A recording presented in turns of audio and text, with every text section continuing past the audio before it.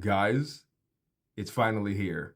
WrestleMania 40 weekend is finally here. The 40th WrestleMania happening in Philadelphia, Pennsylvania. And for those of you who don't know, most of you should, but for those of you who don't know, I am a Philly native, born and raised 30 minutes away from Lincoln Financial Field. So this is a huge deal, not only for everybody in the city, but for myself in general.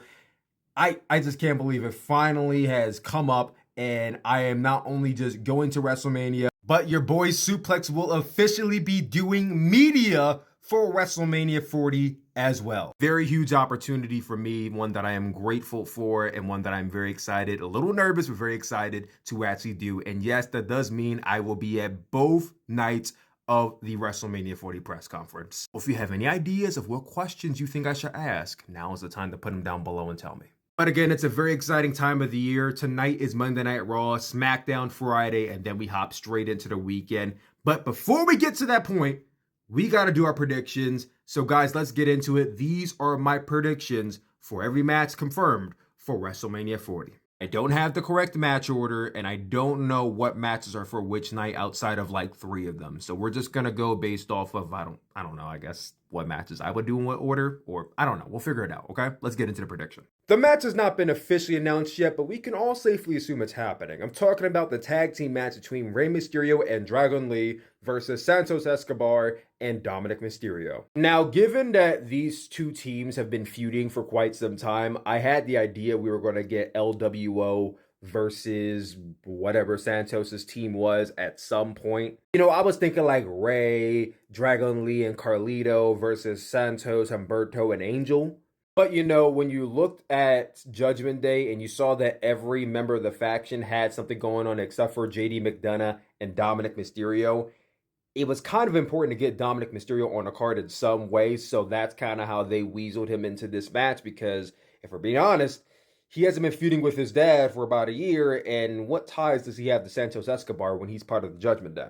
Like, Dominic being in this match is the odd man out. It feels like it was just kind of thrown together last minute to put him on the card. It is somewhat a rematch from last year's WrestleMania. We did get Rey Mysterio versus Dominic Mysterio at WrestleMania 39, and that, in my opinion, was one of the best and probably the most entertaining match on the entire WrestleMania 39 card. What happens in this match? Santos Escobar and Dirty Dom, they're going to get the win. Rey Mysterio does not need it. Dragon Lee needs it, but I think after Dom losing last year, he needs it more. And Santos, he definitely needs it more. So I'm going to go with Santos and Dirty Dominic Mysterio to get the win in this match. Also recently announced a 6-woman tag team match. We have the team of Dakota Kai, Kairi Sane, and Asuka of Damage Control versus Jade Cargill, Naomi, and Bianca Belair. I got my shit on right now. I'm repping my Jade Cargill shirt that I got from the Royal Rumble. I'm likely going to wear it to WrestleMania one of those days. I'm not too sure yet, but y'all already know who I'm teaming. Like, I'm sure y'all heard that song with Kendrick, Future, and Metro Boomin, where Kendrick was like, nigga, fuck the big 3. Bro, this is the big 3 right here.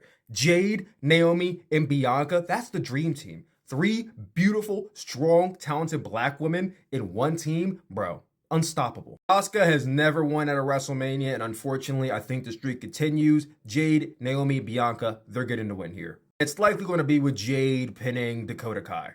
And I heavily suggest we build to a Bianca versus Jade match in the future, because that match is indeed going to feed the nation. LA Knights will be taking on AJ Styles. I'll be real with you, you could not pay me to care about this match if you tried. LA Knight has cooled off a lot since last year, and AJ Styles, he's just been doing something. I can't tell you what it is, but he's been doing something, and it's not lighting my world on fire. I will heavily say that this match should have been LA Knight versus Logan Paul for the US title, and AJ could have did whatever else. I didn't really care. I know LA Knight went to AJ Styles' home, and they've been trying, but like, I'm sorry, I don't care. LA Knight wins this match, and we'll just move on from there. Speaking of Logan Paul, we have the United States Championship on the line in a triple threat match between Logan Paul, Kevin Owens, and Randy Orton. This is another match where I feel like it kind of just should have been singles, and not even just Logan and LA Knight. I felt like we could have just did Logan versus Randy. Like, they kind of threw Kevin Owens in here because he already had a match with Logan Paul at Royal Rumble, and it kind of screwy. So I understand how we got to this point with Kevin Owens being in the match. I'm more excited for this match than I am LA Knight and AJ Styles. I just feel like the triple threat aspect, It's all right. It's cool. Logan and Kevin have been kind of chasing down Logan Paul at the same time. They've been eyeing each other down, knowing they're not on the same team, and they're going to have to go up against each other at WrestleMania. So that inclusion has been really interesting. As far as who wins, I don't see why it wouldn't be Logan Paul retaining. Not just because, oh, you know, the SummerSlam is going to be at the Cleveland Browns Stadium and Logan Paul's from Cleveland. Not just that, but Randy Orton, at this stage in his career, does not need to hold on to a title. And Kevin Owens, he does not need to beat Logan Paul either. So Logan Paul benefits from holding on to the title just a little bit longer. So I'm going to go with Logan Paul retaining. Brother versus brother, bloodline versus bloodline, Jimmy versus Jay. I've said it before and I said it again. Two guys facing off with the same moveset is going to be a very, very, very cool watch. Someone's got to switch it up. Someone's got to do something.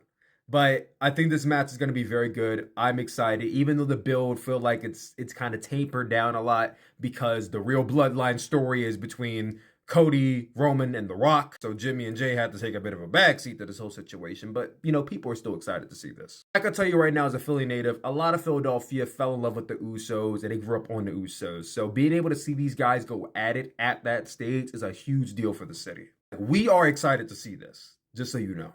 Who wins it? I think it's going to be Jimmy Uso. Listen, Jay's been on top of the world since he left the bloodline in May of last year. Jimmy is still technically a part of the bloodline, even though he shouldn't be. And I feel like he's been just kind of there for a while. I think he benefits the most from winning this match. Jay, they can do a rematch at Backlash in France, and Jay can win. But I think here in this moment, Jimmy needs it. So I got Jimmy Uso winning this match. I am curious to see what you guys think should happen and who you guys think should win this one. Gunther defends his WWE Intercontinental Championship against Sami Zayn. I will die on the hill that it should have been Gunther versus Chad Gable. I don't care what y'all say about Sami Zayn. I love Sami Zayn, but it was supposed to be Chad Gable's moment, and it should have been his moment. We could have waited. Because my prediction is that Gunther retains. I don't think Sami's winning this title. I think Gunther's going to try and go for the 1,000-day stretch. I know he's on day 700 something right now, maybe close to 800, but I think he's going to go for it. Is he going to reach it? No, but I think he's going to go for it, and I think this is how we get to him, teasing that he's going to go for day 1,000. Now, if it were up to me fantasy booking it, I would have Chad Gable interfere in this match, cost Sami the match, and tell him that, hey, I said you couldn't beat Gunther, and I meant it. You can't beat Gunther because I have to be the one to beat Gunther. And then that's going to lead into Gunther versus Chad Gable either in France or SummerSlam or Bash in Berlin, somewhere down the line. And you could cheer Chad, you could boo Chad, but I think Chad should have some inclusion in this match. If you don't, the results should stay the same. Gunther should retain. Seth Rollins will be defending his World Heavyweight Championship against Drew McIntyre. I know it may come as a shock to some of you that Seth Rollins actually is defending his title at WrestleMania because a lot up until last Monday, a lot of his time has been dedicated to the other main event that he's involved in. But yes, he is defending his title against Drew McIntyre. We are going to talk about Seth Rollins and his inclusion in the main event of WrestleMania Night 1 a little bit later on. But one thing I do want to say is that Seth Rollins has been champion for going on a year now, and I thought he's been a pretty good champion. When Roman Reigns was taking a break at home, Seth Rollins was out here defending his title on every single pay-per-view. Some of them are rematches from the previous one, but every pay-per-view I could think of, Seth defended his title. He was defending it on Raw. He defended it on SmackDown, I think, once. He defended on NXT against Braun Breaker. He was the fighting champion that he basically was in almost all of his world title reigns. But as the saying goes, all good things must come to an end. And I believe this title reign will be coming to an end at this show because Drew McIntyre is going to defeat Seth Rollins to become the new World Heavyweight Champion. Drew McIntyre has been on fire since the year started and he officially turned heel. From him injuring CM Punk to, I'm not going to say injuring him was a part of the heel turn, but that played into him basically dressing down, bullying, hazing, just tearing CM Punk down at all costs when he grabbed that microphone. Then he would go on and tear down Seth Rollins and talk about how he's not taking him seriously because his focus is elsewhere. On WWE's Instagram page, they were asking wrestlers about who they think is going to win the main event of WrestleMania between, the tag team match of Seth and Cody versus Roman and The Rock. And you had Liv and Kevin Owens and wrestlers basically giving their predictions. And then Drew's like, I don't care. I don't care who's going to win. As long as Seth Rollins arrives to that match able to wrestle me, I don't care because I'm going to walk off the champion. And I'm just like, That was the best answer. This is why we all love Drew McIntyre right now. He does not care. The only thing he cares about is destroying, dismantling, and just breaking apart Seth Rollins and being the new champion. As far as we know, there is no ink drying up on Drew's new contract with WWE. This guy might be gone within the next few months. I don't see how this guy has been outperforming and outclassing a lot of the guys on the Raw roster. Likely is going to win at WrestleMania and doesn't resign. So I think Drew might be locked in already. If he's locked in, I mean, obviously you can run a rematch at Backlash, but you got the CM Punk feud locked in months down the line. Drew McIntyre as a heel, there are so many new people for him to go up against, and I think Raw brand with Drew at the helm is probably going to be one of the better Raws coming out of WrestleMania. The Raw's been pretty damn good with The Rock on it, but I think with Drew being there, because The Rock can go and be on Raw every single week, but with Drew at the top, oh yeah, Raw's in a very good spot. So with that being said, I think Drew's going to win the championship, and he is going to go into this new era of WWE, because we'll talk about what I think the new era is going to be, because in this new era, I think Drew on top is the best way to go. The first official match announced at WrestleMania 40, Io Sky defending the WWE Women's World Championship against Bayley. This feud's been cooking for more or less a year and a half, because Damage Control first started in SummerSlam 2022, and just recently did Io Dakota kick out Bayley and basically bring in Asuka as one of their newest members. I've been loving the Josie supremacy of Io, Asuka, and Kairi Sane. I think it's been just lighting the world on fire on SmackDown, and they will probably light the world on fire even more when they start going up against other tag teams and other factions. Bayley has just been on a massive losing streak for quite literally the last 2 years, I feel like. Even in Damage Control, Bayley was always the one taking the losses for her team. I just get this fact that Bayley is just a very giving person, like without kayfabe, Bayley is just a very giving person who cares a lot about the women's division and wants to see everybody succeed, even if it's at the cost of herself and her character. It's good to have that person on your roster, somebody who is willing to put others over and give other people that opportunity. But at a certain point, I think you have to get your flowers too. And listen, Bayley, I understand she had her moment, WrestleMania 33 in like 2017, 7 years ago. But ever since then, I don't think Bayley's been doing much of anything at WrestleMania. I don't even remember the last time she won a match at WrestleMania besides WrestleMania 33. So here and now, this is her moment. I believe Bayley is going to win the Women's Championship, and she's going to basically have her christening. Now, given that Bayley is also a serial loser and has been known to lose and choke on big opportunities, I won't put it past WWE to have Io retain. I just feel like that will be a very, very underwhelming end to the story. I think it has to end with Bayley winning.